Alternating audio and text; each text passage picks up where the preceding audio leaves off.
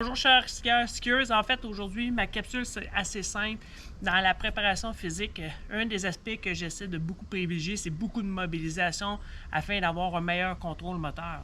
Et une des choses que je constate quand je vois les skieurs de haut niveau, c'est d'avoir une meilleure différenciation entre le haut et le bas du corps du fait que, en fait, les membres inférieurs deviennent indépendants au bassin et ceci dans le but de créer des virages puissants, efficaces et précis. Et un des exercices que je trouve vraiment éloquent et précis, c'est vraiment tout à fait cohérent de faire le fameux 90-90 au sol. Et je vous invite à intégrer ceci dans votre routine de mobilisation à l'initiation dans une séance d'entraînement. Et dans un premier temps, je vais vous montrer quelques petites variantes que vous pouvez intégrer dans votre routine. Et le premier, c'est peut-être la version la plus accessible à tous.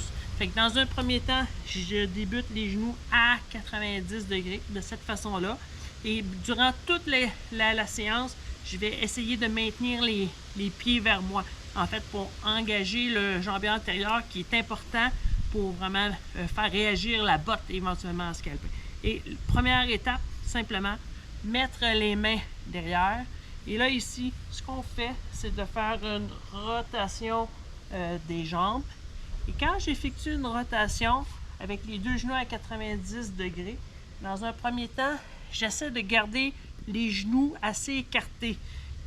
Donc, quand je fais ceci, une des premières choses que je prends conscience, c'est les adducteurs qui sont impliqués. Et ça, c'est un indice. La capacité d'avoir les jambes écartées pour justement différencier la jambe gauche et la jambe droite. Alors ça, c'est la première étape à faire. Fait que souvent, j'ai tendance à commencer avec ceci là, pour me donner un petit peu d'espace. Ensuite, l'étape numéro 2, un petit peu plus, je dirais, efficace, c'est de faire la même chose. Je vais ajouter un étirement au niveau du fessier. Principalement petit, pas petit, moyen grand fessier, là, celui qui est vraiment plus externe. Donc, dans un premier temps, je fais la même chose ici. Je garde le corps le plus droit possible. Et là, je fléchis en avant. Et là, je vous dis la tête vers le mollet. Genre, je ressens un étirement au niveau du fessier. Donc, je fais la même chose ici. Le corps droit. Donc, je fléchis vers l'avant. En faisant ceci, ce que je ressens, c'est vraiment un étirement au niveau du fessier. Et comme je vous disais, j'ai tendance à en faire quelques-uns à titre d'exemple.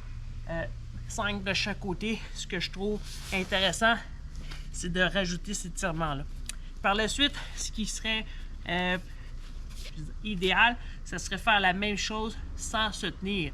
Donc ici, c'est prendre le temps de tourner les jambes d'un côté à l'autre, évidemment sans se tenir, comme ça ici, en ayant toujours la même chose, les jambes à 90 degrés. Et là, je me permets d'y aller lentement, prendre conscience de mes changements de direction.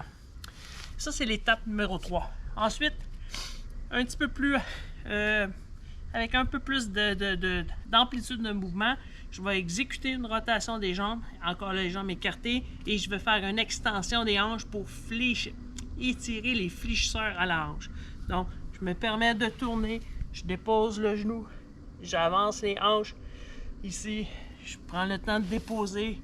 J'y vais lentement, je tourne les jambes, je fais une extension des hanches et là, je fais ceci lentement en contrôlant l'action indépendante de mes deux jambes au sol. Et ce qui est particulier, on en fait quelques-uns comme ça, on va avoir l'impression d'avancer vers l'avant. Donc, pour moi, ceci, c'est vraiment un aspect tout à fait éloquent. Si on est capable d'intégrer ça dans une séance de mobilisation à l'initiation, ça c'est un des exercices, une des progressions que je vais utiliser avec les skieurs, justement pour créer cette indépendance-là.